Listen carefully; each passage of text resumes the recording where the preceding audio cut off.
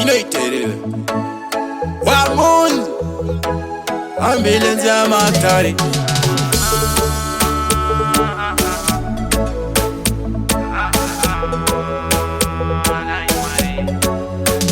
No upenyo wacho ere na imwari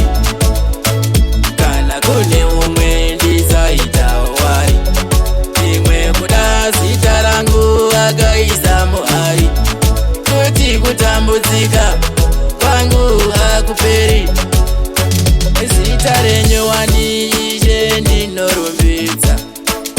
Asi sei nzira dzangu dzinemukwedza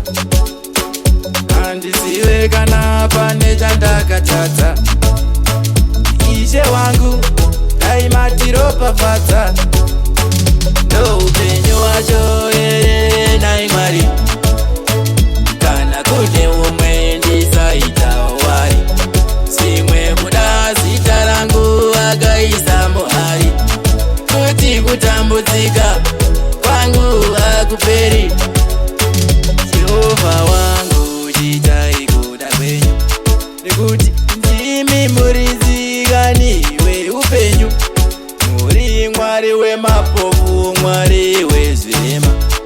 Ndimi munonyaradza vose vanochema Ndo upenyu wacho ere naimwari Kana kune umwe ndisaita wari Imwe kuda zita rangu akaisa muhari Kuti kutambudzika kwangu hakuperi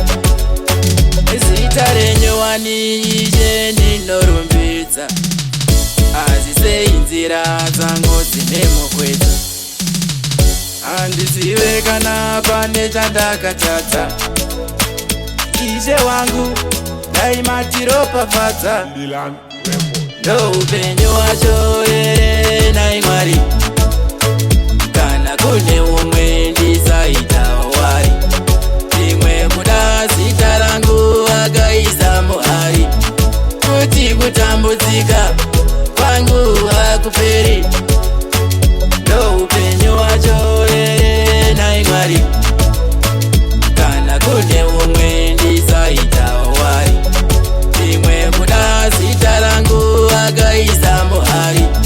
Kuti kutambudzika kwangu hakuperi